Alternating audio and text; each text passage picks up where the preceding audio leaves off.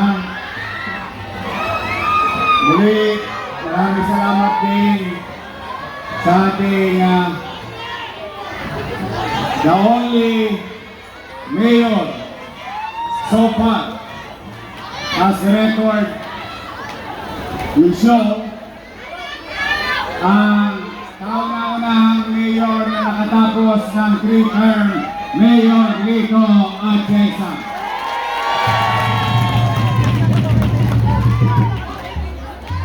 Sa ating namang ibang bisita kanina, yung representante ni Senador Bongo, maraming salamat. At sa ating representante rin ni Senador Jaime Marcos, maraming salamat. At naipit lang po, I think is in Iloilo, pero binabati po kayo lahat ng magiging Congressman Rodante Marcoleta. At sa inyong lahat dito, maraming salamat at salamat sa Diyos, hindi umulan. Kanina, maambon na. Kaya sabi ko, pagka umulan, uwi na.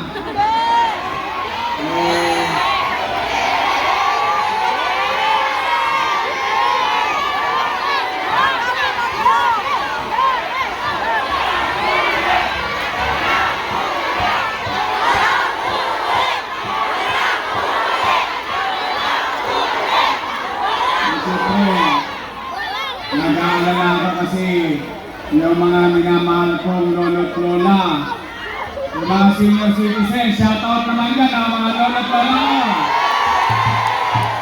Yan ang pinaka-spoiled sa akin. Eh ayoko kayo magkasakit. Bakit? Pag kayo nagkasakit, mapupunta kayo sa ospital.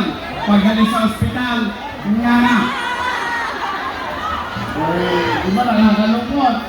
Kaya naman siyempre, naalala ko rin ang kalagayan ninyo. Mano pa, mukhang hindi pa kayo kumain. Sa kamain ang hindi pa kumakain. Maganda yan ang buhay. Lilipas din yan. Maraming salamat. Kahit na kayo nagugutom, malamang pag-uwi ninyo sa kanya-kanya yung bahay. Maraming pipila po ng kaldero, walang nagsaing. Kasi nandito lahat sa Moriones. Pero, mga batang tundo, matanong ko lang kayo. Handa na ba kayo?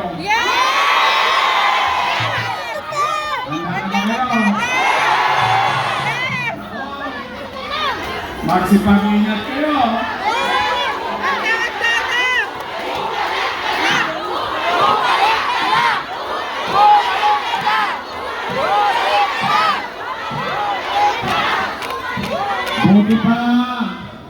Buti pa ang mamamayan ng Maynila ang sinisigaw, bumalik ka na. Yung isa,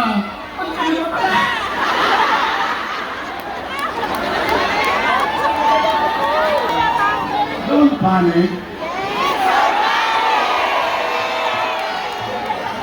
Ako naman, ha? Ito, kung may halaga,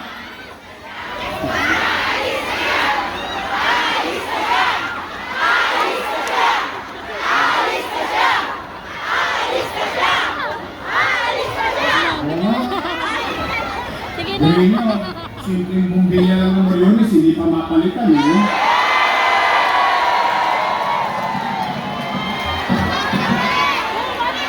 Namamatay na yung halaman ko.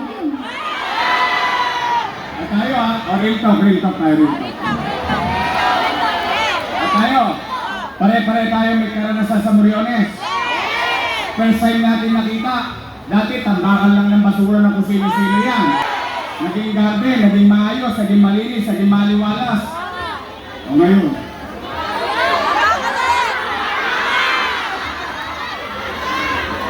ako naman hindi naman siguro kamahalan yung bumbilya, no? Oo! Pareta! Pagka Pagka talaga ang gobyerno walang malasakit, wala talaga. Ano pa, kapag ang leader hindi umiikot, hindi niya nakikita yung tunay na sitwasyon at kalalagayan ng kanyang pamayanan at ng kanyang mamamayan.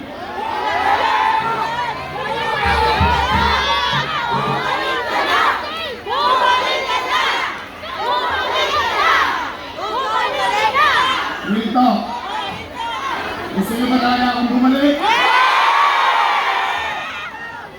Marami akong iniwang utang eh.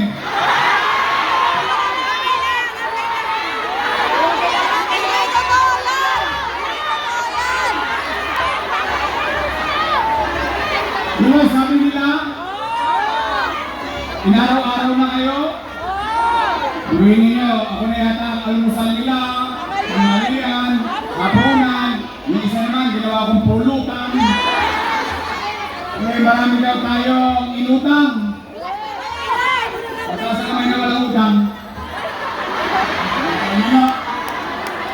Pero, ako naman ha. Sige, basta. Ito muna. Bago ko ikwento yan. Meron lang muna po unang pakiusap. I hope pagbigyan ninyo ako. Hindi naman ito kabigatan.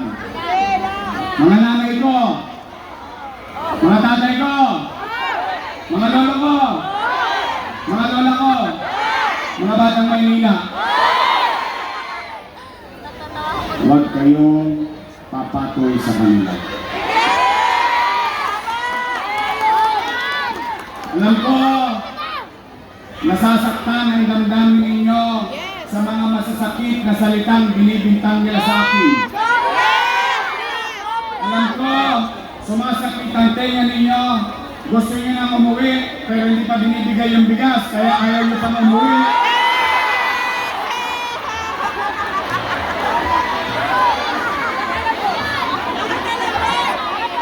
Pero, kahit masakit sa tenga, tiniis nyo na lang. Sayang din naman, masasayang din yun. Alam ko, nakarinig na kayo. I think, lahat kayata ng pinakamasamang salita, i-discover sa akin. Ang ikinalulungkot ko naman, ang kinalulungkot ko, lahat daw ng ginawa ko ay mali. Mali daw. Mali daw eh. Hindi pagbigyan natin sila. Pagbigyan lang natin. Total, kwentuhan lang naman to. Total, hindi pa kayo kumakain. Sa kwento, mabusog kayo. O, kung lahat ng ginawa ko ay mali, hindi mali din sila. Kasama ko sila ng buwan nun eh.